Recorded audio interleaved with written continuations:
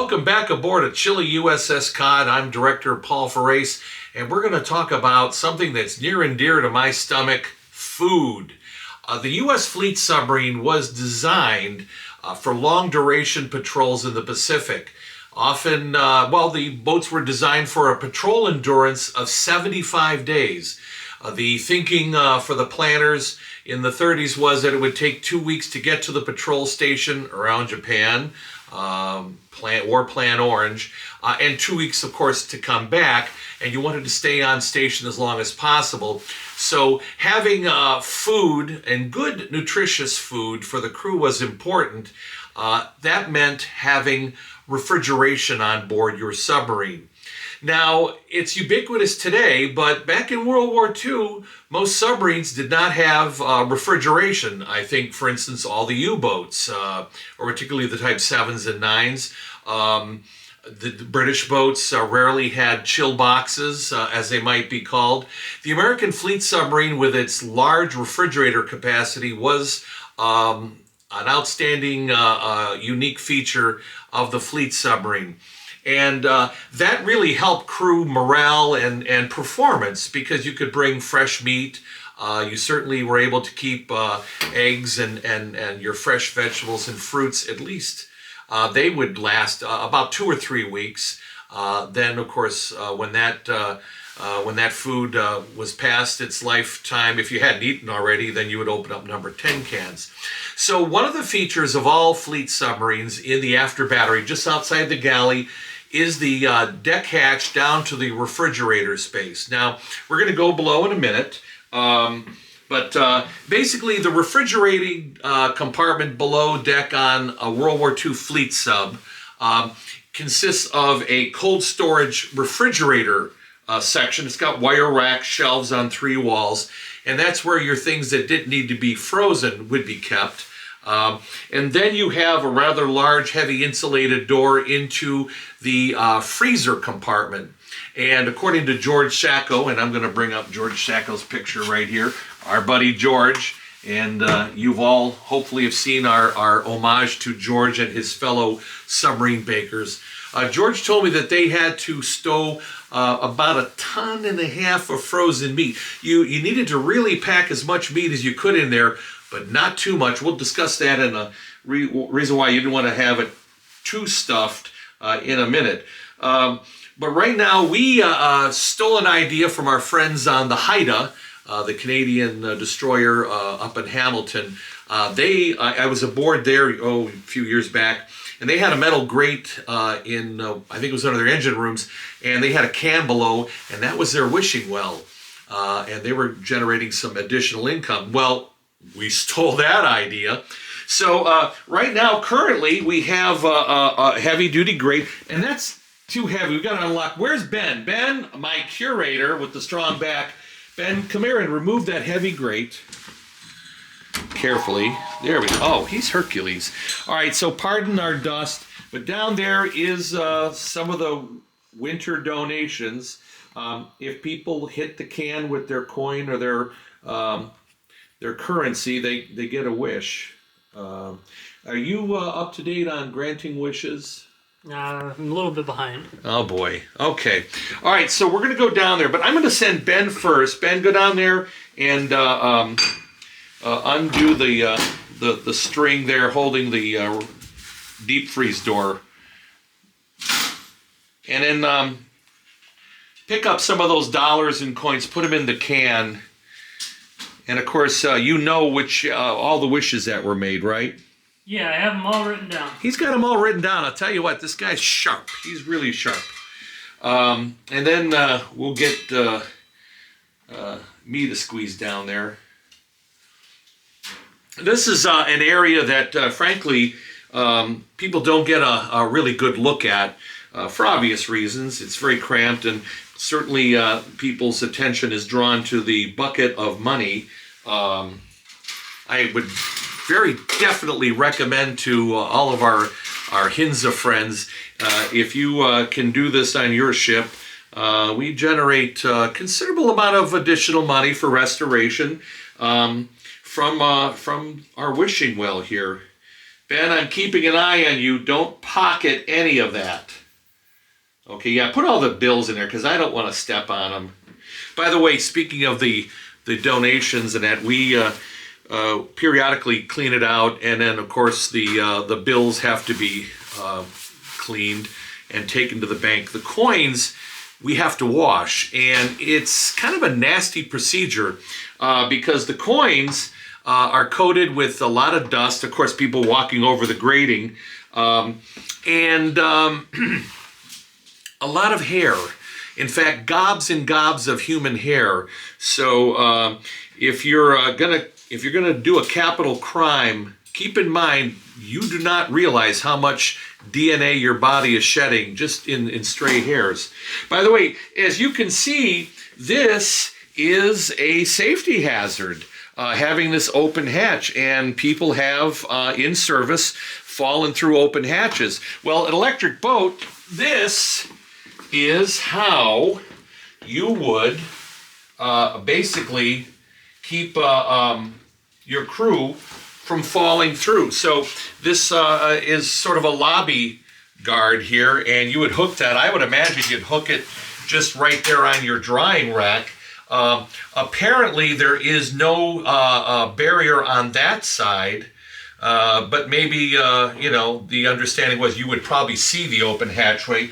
But if you're moving maybe at a quick pace past the galley, you might be looking to see what's being made for dinner and you're not noticing, and this hopefully will keep you from breaking your neck. So that's how Electric Boat did it in World War II with this little feature right here. So Ben, you got that cleared away pretty well? All set. All right, well, you step to the side, and Evan, well, maybe you should come out because this is not a very big space, and having the three of us down there, yeah. Look at that guy. Ben, how old are you? 23. 23. The average age of an enlisted man on a submarine in World War II is 22. So Ben's roughly about the right age for a submarine enlisted man. And Evan is going down here. Evan, give me that camera. Now I can, there's Evan, by the way. Yeah. People, hundreds of people are begging to see what Evan looks like. That's right. I absolutely lie like a rug. All right, so get my good side. Now imagine a mess crank having to come down here and pull out boxes of stuff. Oh, well, hi Evan. Fancy to meet you here.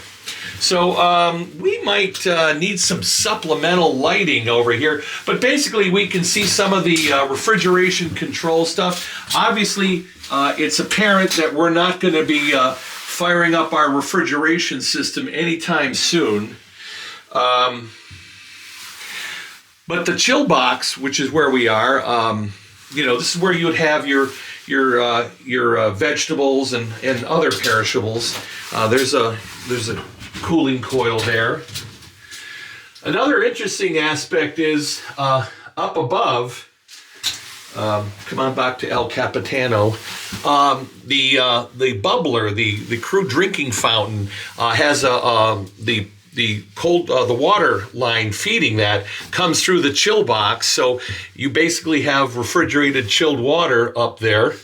And thanks to our friend Rich McKelney on the Pampanito, he located blueprints of the box for biologicals that was somewhere down in the chill box here.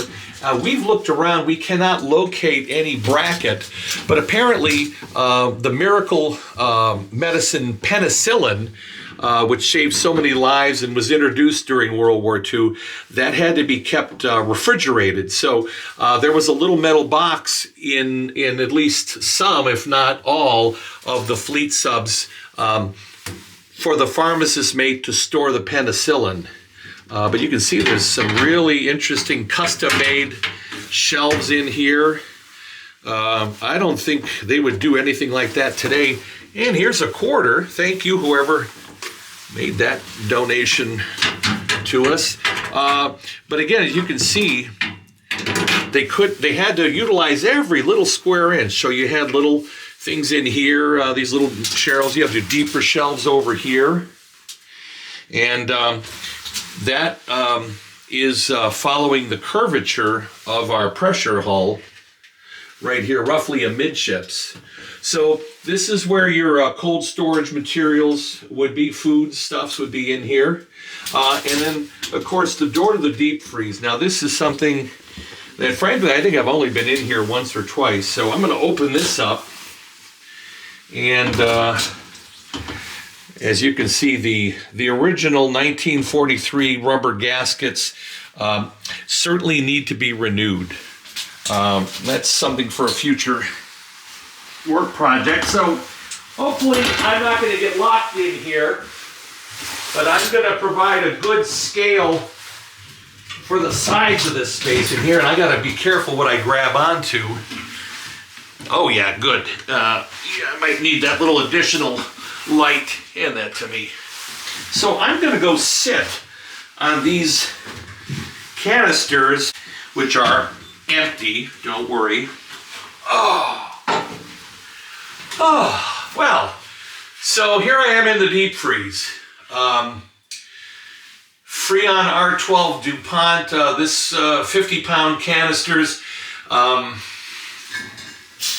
were stowed down here. These were certified empty. But you can see how you have racks in here. And now I gotta believe, right in here, we see these brackets. I don't want to mess up Evan's exposure, so I'm just see if this might be galvanized. No, it's metal. All right. So does that help your exposure? Good. The idea was to maximize your space utilization because George was cooking 40 to 60 pounds of meat per meal. And since you had an expectation of a patrol endurance of 75 days, that's a lot of meat. So the more meat you could put in here, the better, but you didn't want to pack it in too much, too tightly, as did some early cooks. You have to have the chilled air flowing around and through the boxes of meat, hence the brackets and the shelves that you can see, because they would, on some of these early war patrols where they really didn't understand what they were doing, they stuffed so much meat in there that the chilled air couldn't reach all of the meat in the center. And a couple of weeks at sea, they had rotting meat. And it was pretty disastrous. The stench was horrible, I was told. And so the crew would be handing out boxes of rotting meat and throwing it overboard. And I'm sure there was a cook in there who probably got demoted.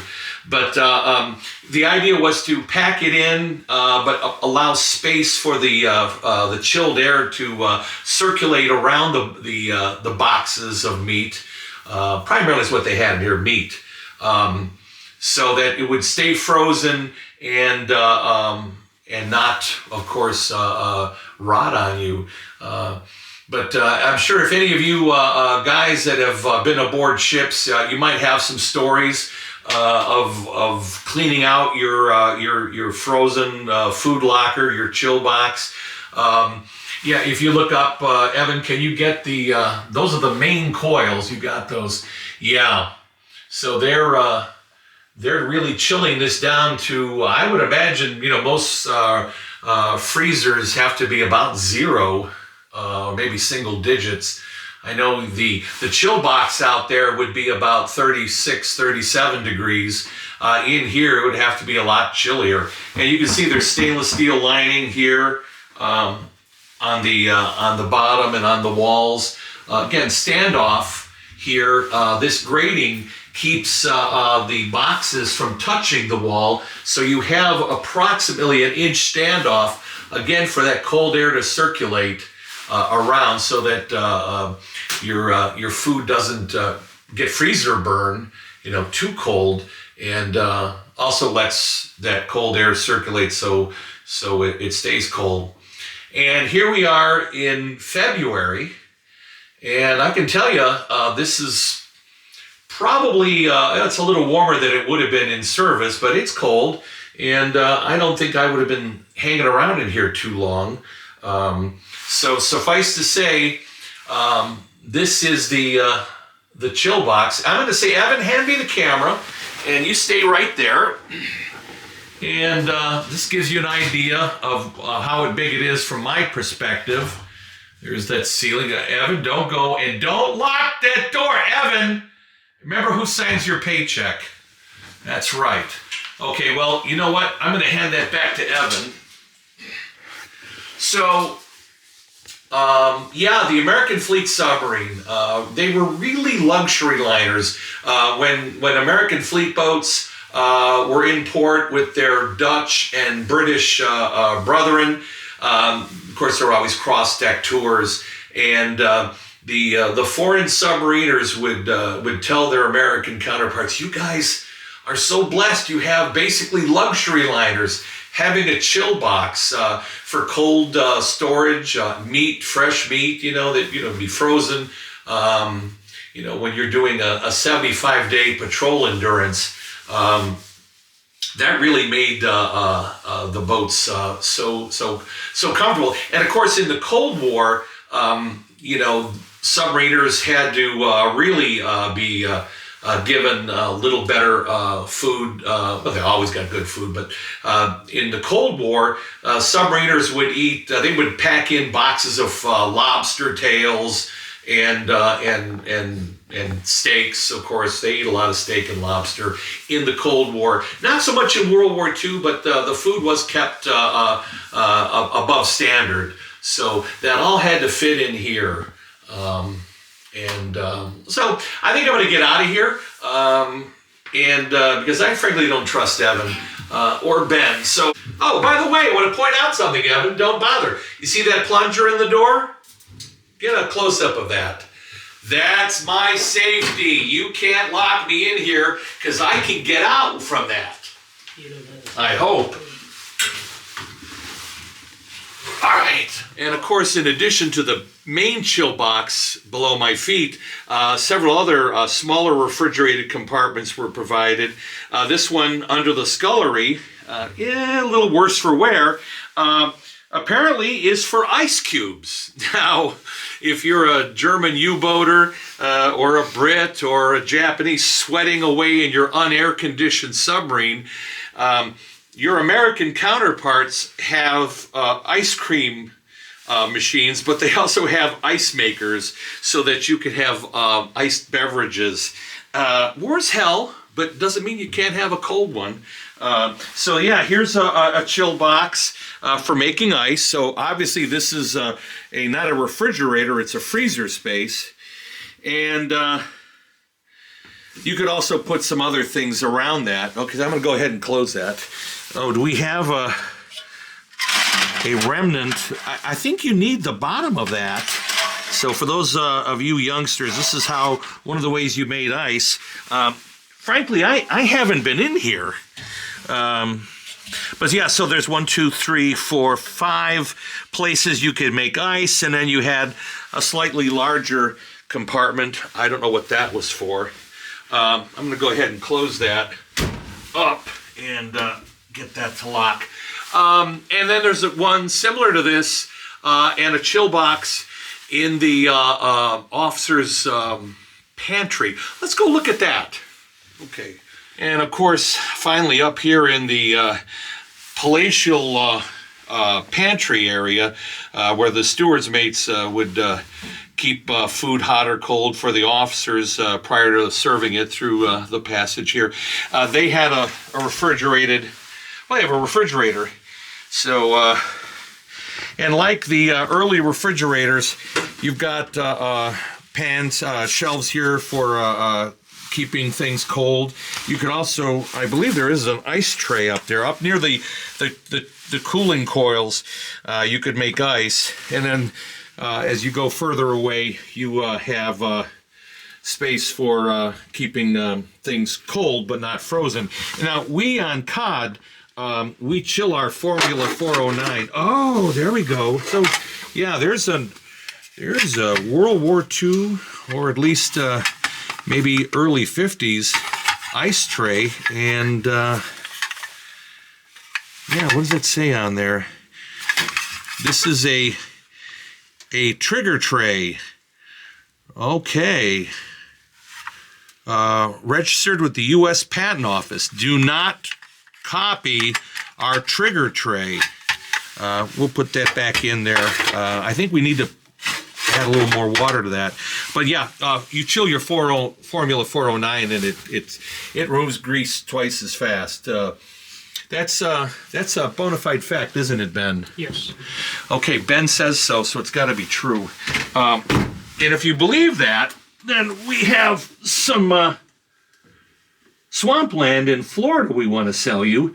Now, we keep this so people don't get silly and open this. We actually had to repair our trigger hasp right here.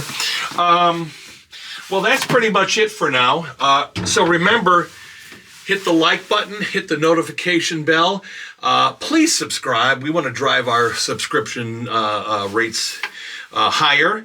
And we'll be back with more content. Thanks for joining us.